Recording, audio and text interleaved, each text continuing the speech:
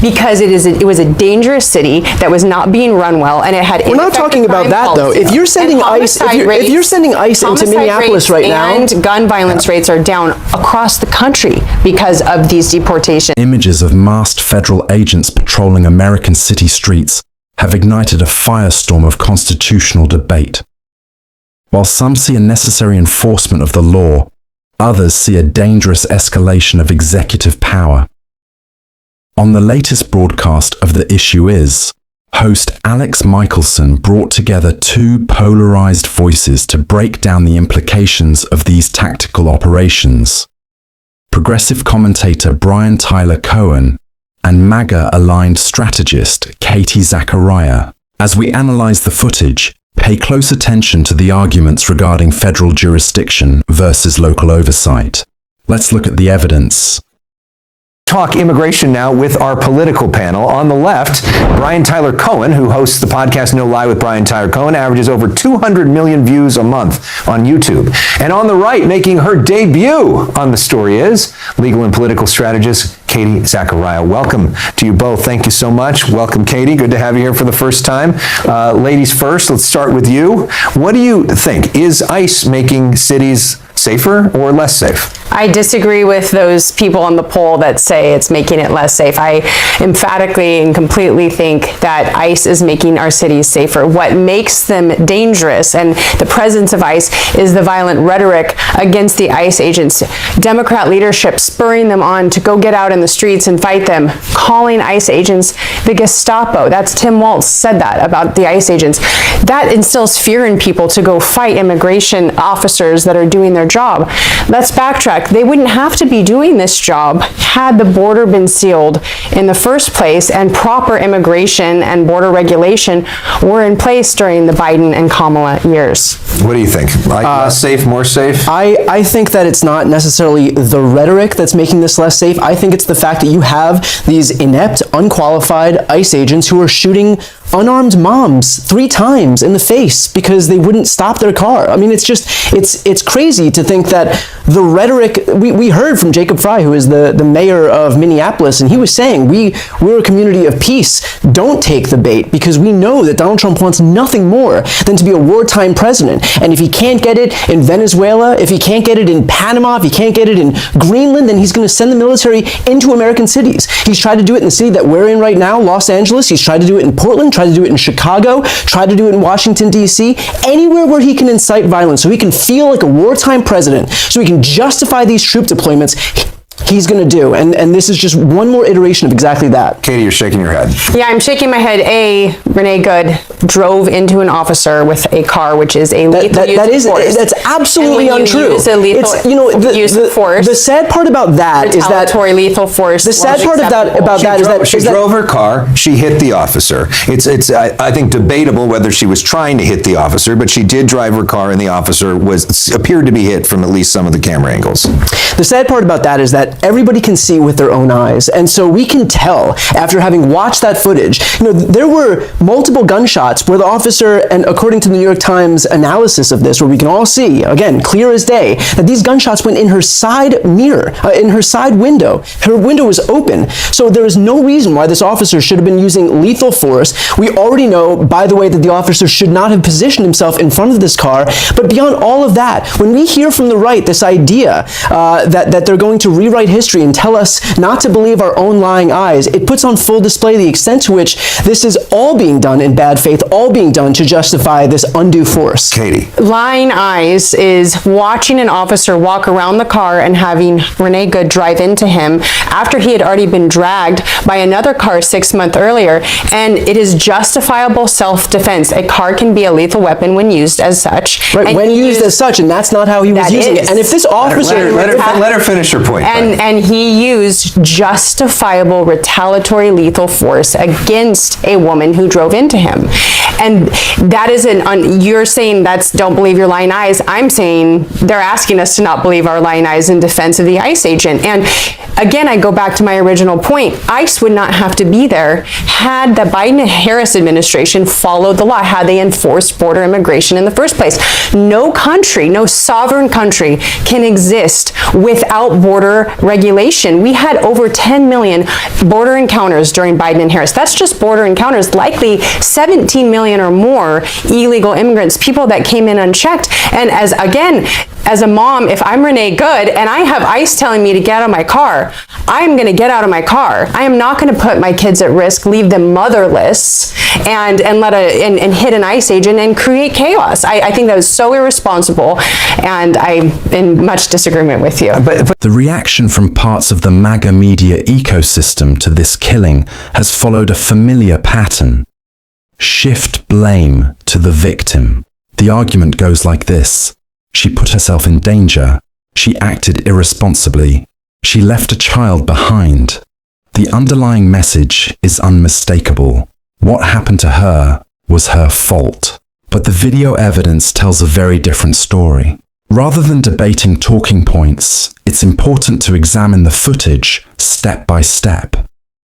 In the video, a man approaches the vehicle aggressively and attempts to open the driver's door. He is not asking her to exit the car. He is trying to force it open. An ICE agent is already positioned in front of the vehicle. As the driver turns her steering wheel to the right, the agent draws his weapon. She reverses, then turns again. Movements that appear consistent with an attempt to escape, not to attack. Shots are fired. The vehicle does make contact, but both ICE officers involved are shown standing afterward and appear unharmed. In video later released by the officer himself, he is heard using a derogatory slur toward the woman. Language that raises serious questions about intent and mindset. Despite this, a narrative quickly took hold. That this woman was part of a coordinated attack, that she intended to kill law enforcement, and that the shooting was an act of self-defense. There is no evidence to support that claim. What the footage shows is escalation, not restraint. And the repeated insistence that she asked for it obscures the central issue. How a routine encounter ended with a civilian dead, and why accountability remains absent. This is not analysis driven by ideology. It is driven by the facts on the screen. To the point about could there be more done to not create these situations? Because federal immigration enforcement wants to work with a lot of these Democratic officials in sanctuary cities and say, let us honor ICE detainers, let us go into the prisons, let us work with you so we can target the worst people and not have to go into the streets. But in a lot of cases, a lot of these cities, Minneapolis, Los Angeles, others are saying, no, we won't work with you at all. I mean, could that create a situation where we have a more safe situation?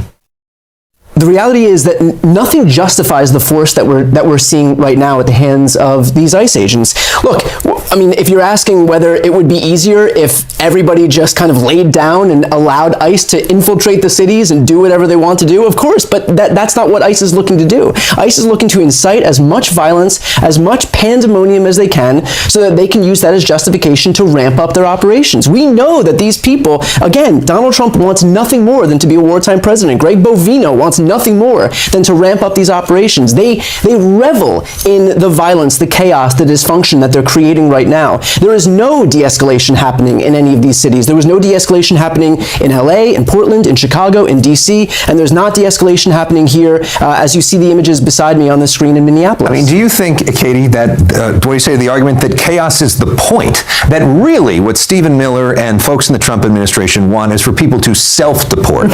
And so having these images of of ICE looking scary is kind of the point, so that it encourages people to get out on their own, which is actually cheaper. Yes, and they want self-deportation. If they didn't have to send ICE in or go into any of these cities, I don't believe that they would. If everyone decided to self-deport, and I want to give a hypothetical scenario to your point, if Democrat mayors, and Muriel Bowser in Washington, D.C. actually really paired up in support of the National Guard to bring crime down in our city. Now, I know that's different from ICE, but she said, we're going to support the Trump administration because I care about my city and I want crime to go down.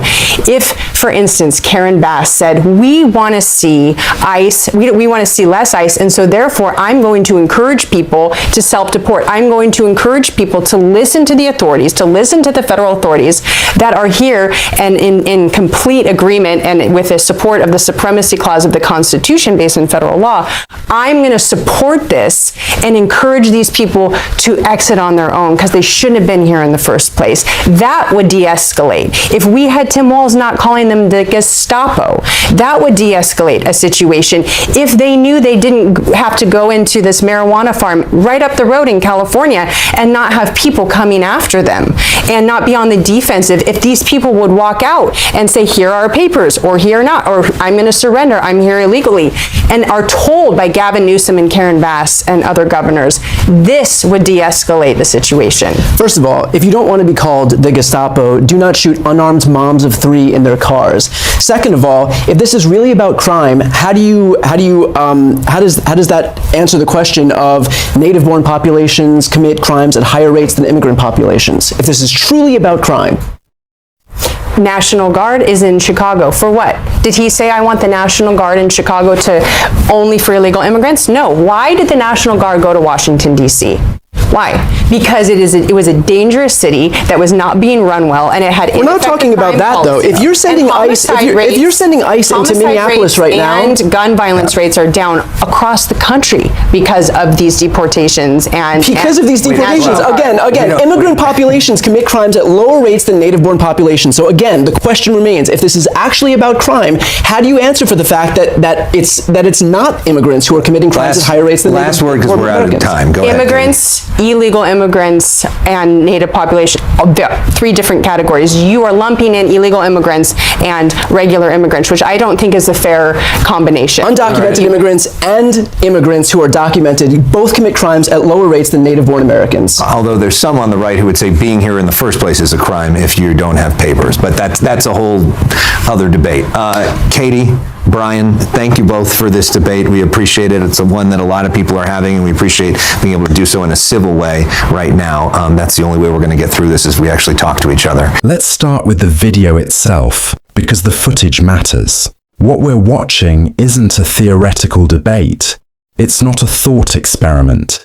It's a real encounter involving real people that ends with a woman shot and killed by an armed officer. And yet, somehow, this discussion keeps getting framed as a both sides argument. That framing is the problem. On the panel, Alex Michelson repeatedly redirects the conversation back to Katie Zachariah, as if the facts themselves are negotiable. As if this is simply a difference of opinion. But the central claim being pushed, that compliance would have prevented the outcome, deserves closer scrutiny. That's not a hypothetical future. It's the logic being used to justify what we're seeing now. Let's walk through what actually happened. In this case, the woman involved is stopped. She does not immediately comply. According to the footage, officers escalate quickly. They attempt to forcibly remove her from the vehicle. She resists. At that point, she turns the steering wheel and begins to drive away. An officer is positioned in front of the car, weapon already drawn. The vehicle brushes past him. Within seconds, he fires multiple shots. She is killed. But that's not how constitutional rights work. And it's not how use of force standards are supposed to function. Law enforcement officers are not judge, jury, and executioner. The use of deadly force is meant to be a last resort, not the first response to non-compliance. Oversight and independent investigation are not optional. They're essential, because history shows us what happens when force is normalized and accountability disappears. These systems don't stop with one group. They expand, they widen, and eventually, the same logic used today gets applied more broadly tomorrow. The idea that it won't happen to you has never held up historically. What's especially troubling is how quickly dissenting views are dismissed. When critics raise alarms about authoritarian tactics, they're accused of exaggeration. When they point to patterns, militarization, dehumanization, unchecked power, they're told to calm down. But again, we're watching the footage. This isn't about left versus right. It's about whether we accept a system where lethal force is excused first and examined later, if at all. There are millions of Americans watching this unfold who don't want violence, who don't want chaos, who don't want a country where fear replaces due process. Most people want basic fairness, restraint, and accountability from those empowered to use force in our name. The question is whether it's honest. Because once we stop questioning narratives that contradict the evidence in front of us, we're no longer debating policy. We're normalizing something far more dangerous. I want to know what you think. Watch the footage, examine the claims, and let me know in the comments. Please like and hit that subscribe button. What did I miss?